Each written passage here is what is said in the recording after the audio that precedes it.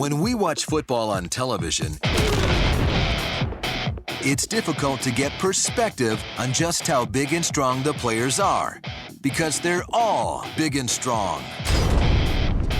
So our question is, what would happen to a regular guy if he goes up against an NFL player? Could an average guy survive the line of scrimmage? To gain some perspective, we hit the road and travel to the Sports Science Outdoor Testing Facility.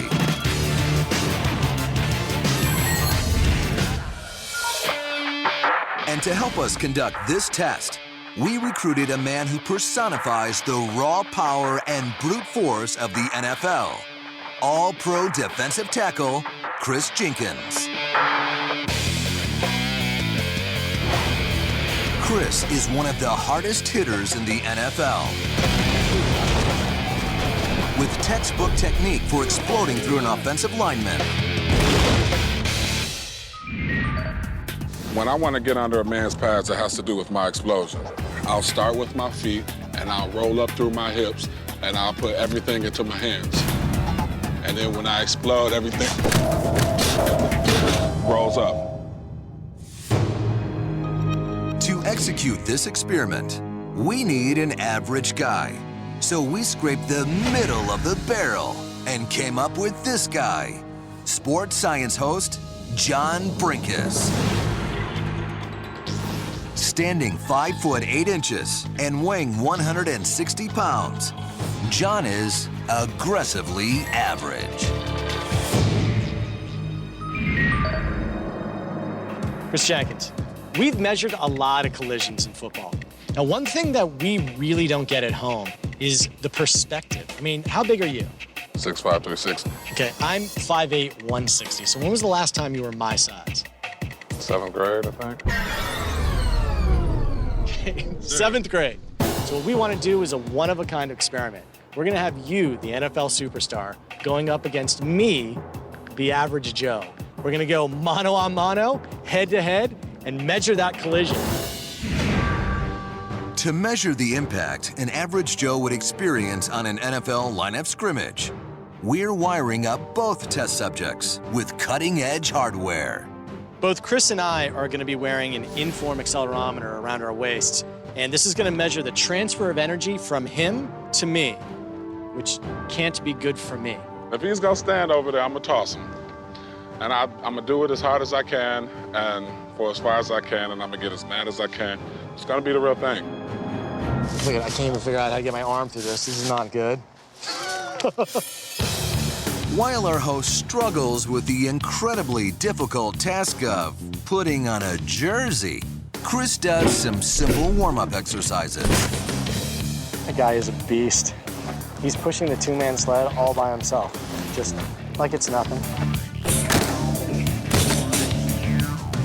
The average NFL defensive lineman weighs almost 300 pounds, and he battles offensive linemen who average about 320.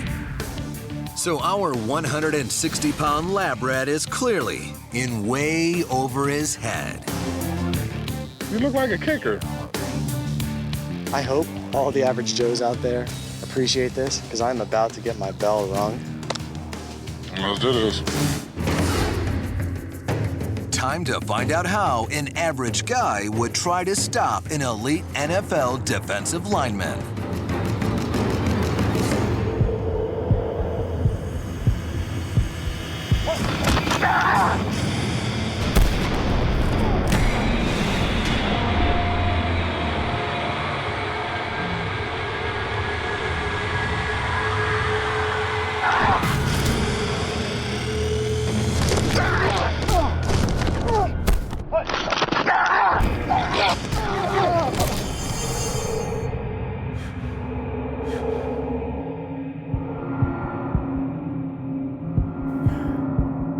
You all right?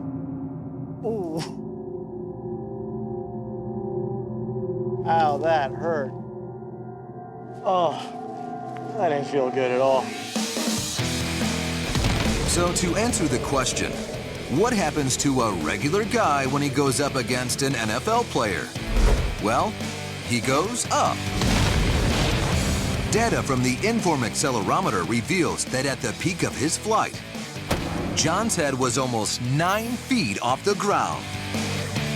All of that power drives straight into John, producing this tremendous collision, transferring all of his energy across, literally throwing John out of the way.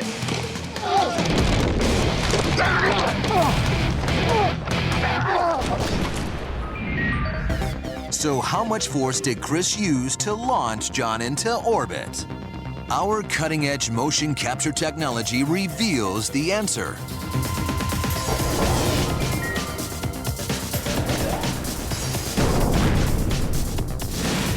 John's mistake is rising up too quickly, which raises his center of gravity, decreasing his stability. A smart lineman like Kris stays low and aligns the angles of his body for maximum impact. He does this by creating two 90-degree angles with his body's big levers, the arms and the legs. His shins are in line with his forearms, and they draw a straight line through the center of his target. By creating this straight line, his optimal foundation of leverage, Kris is able to launch John with 600 pounds of force. And worse, John returns to Earth with a painful 1,600 pounds of force. And if we extrapolate this data, the numbers are amazing. The average NFL game has over 100 plays, and in each play, about a dozen players collide at the line of scrimmage.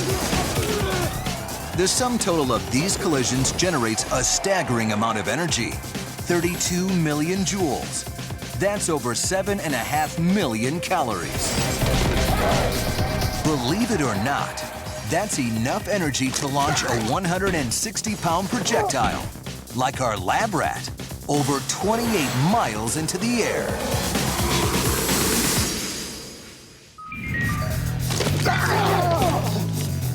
It was fun. I haven't had a chance to throw shot put since high school, and it felt good to be able to launch somebody.